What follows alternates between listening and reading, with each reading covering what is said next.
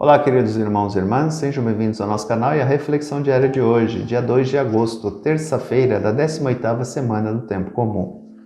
O evangelho que nos é proposto para reflexão hoje é Mateus 14, versículos do 22 ao 36. Depois que a multidão comera até saciar-se, Jesus mandou que os discípulos entrassem na barca e seguissem à sua frente para o outro lado do mar, enquanto ele despediria as multidões. Depois de despedi-las, Jesus subiu ao monte para orar a sós. A noite chegou e Jesus continuava ali sozinho. A barca, porém, já longe da terra, era agitada pelas ondas, pois o vento era contrário. Pelas 3 horas da manhã, Jesus veio até os discípulos andando sobre o mar. Quando os discípulos o avistaram andando sobre o mar, ficaram apavorados e disseram: "É um fantasma!" e gritaram de medo. Jesus, porém, logo lhes disse: "Coragem, sou eu, não tenhais medo." Então Pedro lhe disse: "Senhor, se és tu, manda-me ir ao teu encontro caminhando sobre a água." Jesus respondeu: "Vem." Pedro desceu da barca e começou a andar sobre a água em direção a Jesus. Mas quando sentiu o vento, ficou com medo e, começando a afundar, gritou: "Senhor, salva-me." Jesus logo estendeu a mão, segurou Pedro e lhe disse: "Homem fraco na fé, por que duvidaste?" Assim que subiram na barca, o vento se acalmou. Os que estavam na barca prostraram-se diante dele, dizendo: "Verdadeiramente tu és o Filho de Deus." Após a travessia, desembarcaram em Genezaré. Os habitantes daquele lugar reconheceram Jesus e espalharam a notícia por toda a região. Então levaram a ele todos os doentes e pediam que pudessem ao menos tocar a barra de sua veste. E todos os que a tocaram ficaram curados. Vários aspectos importantes e simbólicos no texto de hoje. Primeiro, Jesus despede os discípulos, bota eles na barca, comunidade cristã, e os envia. Ele fica. Ele despede as multidões e vai se retirar sozinho para orar. Cai a noite. A noite tem ausência de luz. 3 horas da manhã. Lembremos que Jesus morre às 3 horas da tarde, 15 horas. 3 horas da madrugada é a hora da morte, é a hora do demônio. Madrugada, falta de luz, falta de Cristo, falta da vida, lugar da morte. Jesus aparece caminhando sobre a água. Lembremos que o mar, na tradição antiga, representa a morada dos monstros. Na cultura asiática, da cultura do Oriente Médio, e também faz parte da cultura grega, tinha o rei dos monstros, que era o Leviatã. Aparece um pouquinho na cultura grega também, esse ser mitológico, que era o rei dos monstros do mar. Portanto, o mar é visto na cultura antiga como o lugar das forças contrárias a Deus, ou seja, do mal.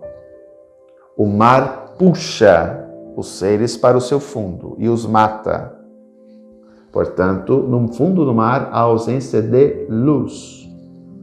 Portanto, é o lugar onde se encontram as forças contrárias a Deus. Jesus caminha sobre o mar. O que quer dizer isso? O mal está sobre os pés de Jesus. Ele o domina. Quando ele aparece e os discípulos o veem, ele não está na barca, porque ele caminha, ele está ressuscitado. Por isso que ele está caminhando sobre o mar e não está na barca. Ele não está na comunidade cristã. Ele caminha sobre o mal. Ele está ressuscitado. Aqui, por isso que eu digo que o texto é simbólico. Pedro pergunta: "Se és tu", ou melhor, ele afirma: "Se és tu, manda-me ir ao teu encontro." Vem. E ele foi. Porém, ele ficou com medo. E aqui é uma questão interessante que o medo, muitas vezes quando seguimos Jesus, o medo não se apresenta. Porque veja bem, A fé é na incerteza. Eu não tenho fé na certeza. Eu acredito na certeza. Eu creio na incerteza. Cristo é uma aposta, vamos dizer assim, né? A vida após morte é uma aposta. Eu creio nisso. Agora, eu tenho uma certeza absoluta disso? Não, é minha fé. Não é algo, por exemplo, como a ciência. Por exemplo, 2 mais 2 é 4. É matemático. Eu sei que amanhã o sol vai nascer. São aspectos ligados à ciência de questões que nós temos certeza de que irão acontecer, né? Se o sol um dia parasse de brilhar ou desaparecesse, todos nós morreríamos, porque precisamos do sol. Portanto, são aspectos ligados à ciência que nos prova que são verdades. A fé, eu não tenho certeza absoluta, numa visão científica, vamos dizer assim, tá? A fé é uma certeza que eu tenho porque eu creio em Deus. Então, é uma aposta no escuro, como se fala às vezes, né, em alguns livros, é um lançar-se do abismo, na confiança de que Deus vai carregar você. A fé é isso. É como uma aposta. Eu creio, então eu me levo para isso.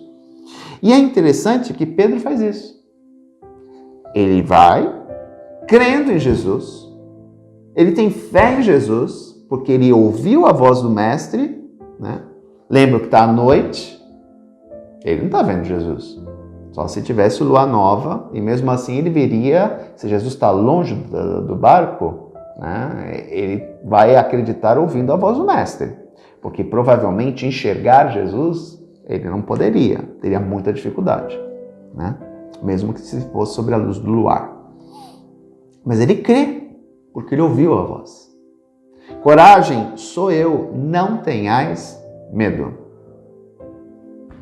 Senhor, se és tu, manda-me ir ao teu encontro caminhando sobre as águas. Vem. E ele foi, porque ele crê em Jesus. Entretanto, seguir Cristo não nos livra de momentos de fraqueza, de medo, de incertezas, diante das dificuldades que se apresentam, simbolizadas aqui no vento. O que é o vento? O vento são as tribulações, as dificuldades inerentes que irão se apresentar e que jogam a barca para lá e para cá. É a comunidade cristã, né, que diante das tribulações provenientes de fora da barca, do mundo, fazem com que a barca seja lançada de um lado para o outro. Foram essas incertezas, essas tribulações e essas situações que fizeram com que Pedro temesse. E ele começa a afundar. Mas aqui é algo interessante. Diante desses medos de Pedro que o levam a se afundar, ou seja, as forças contrárias a Deus querem tragar Pedro para dentro para o matar, Cristo atende ao pedido dele. Senhor, salva-me. E Jesus estende a mão. Aqui vem a maior certeza que nós temos. Diante de todos os problemas e dificuldades que vamos enfrentar nessa vida, Ele está ao nosso lado estendendo a mão. Basta que nós digamos, Senhor, salva-me. E Ele estende a mão. Homem fraco na fé, por que duvidaste? Essa frase de Jesus ecoa durante esses 2000 anos para todos nós.